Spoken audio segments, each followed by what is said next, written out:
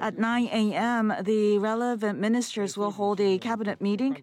Under the instruction of the Prime Minister, they will lay importance and priority on people's lives and collaborate closely among relevant ministries. We're showing you footage from a major expressway in Fukushima Prefecture where a landslide has occurred. NHK's cameraman reports from the scene. This is above Soma City in Fukushima Prefecture. What you see now is the Joban Expressway. The slope on the side of the road has collapsed and covered and blocked the road. You can see the mudslide and the guardrails. This is the Joban Expressway in Soma City, Fukushima Prefecture. Police in Miyagi Prefecture say the quake has lifted up about 10 meters of another section of the expressway. Part of a building has collapsed and is blocking a road in Fukushima Prefecture. This man says everything is a mess and he's not safe. Everything is a big mess. The kitchen and all the dishes have been broken.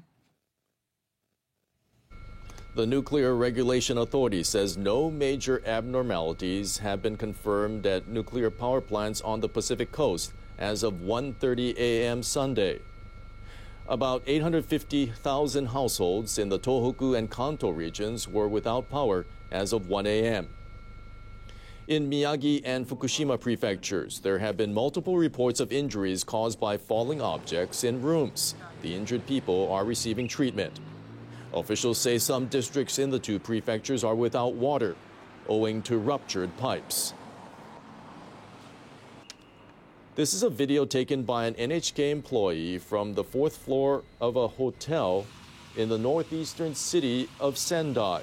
The earthquake registered an intensity of 5+ on the Japanese scale of 0 to 7 there. The footage shows water gushing down from the ceiling near the building's window. The employee says strong tremors continued for dozens of seconds. Experts say people should be on the alert for possible outbreaks of infectious diseases at evacuation shelters. They say people should not only worry about the coronavirus, but also food poisoning. Professor Kaku Mitsuo of Tohoku Medical and Pharmaceutical University compiled a list of guidelines for food poisoning and other infectious diseases after the 2011 earthquake and tsunami. The professor says the same guidelines can be applied to the coronavirus. He says evacuees should wear masks to prevent droplets from spreading. If they have a fever, feel nauseous, have a sore throat, or any other cold-like symptoms, they should not hesitate to consult with healthcare workers or whoever is in charge at the shelter. At evacuation centers, people should always eat heated food, use a clean cup when drinking water, and always wash and sanitize their hands before eating food. The changing of babies' diapers needs to be done in a designated area. Other recommendations are before entering a shelter, check your body temperature. If you can, bring your own thermometer. If you can't, ask staff for assistance. Check your temperature daily. Once you're inside, ventilate the room frequently, spread out, and avoid close contact. Ideally, you should remain 2 meters from others. If that's too difficult, maintain as much distance as possible. Once again, wear a face mask if you have one. If you don't, use a towel or another cloth to cover your mouth and nose, particularly when you cough or sneeze.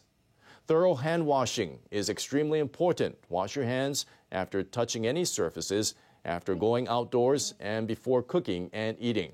Don't forget to wash between your fingers, under your nails, and your wrists, and avoid touching your face. If your shelter has limited water due to earthquake damage, use alcohol-based sanitizers and disinfectant wipes. It would be ideal to bring your own when you evacuate your home, but if you can't, ask staff at the site. Please understand that this is an emergency situation and your shelter may not immediately have all the necessities you need. Local officials will work to procure these items as quickly as possible. In the meantime, try to cooperate and share essential items.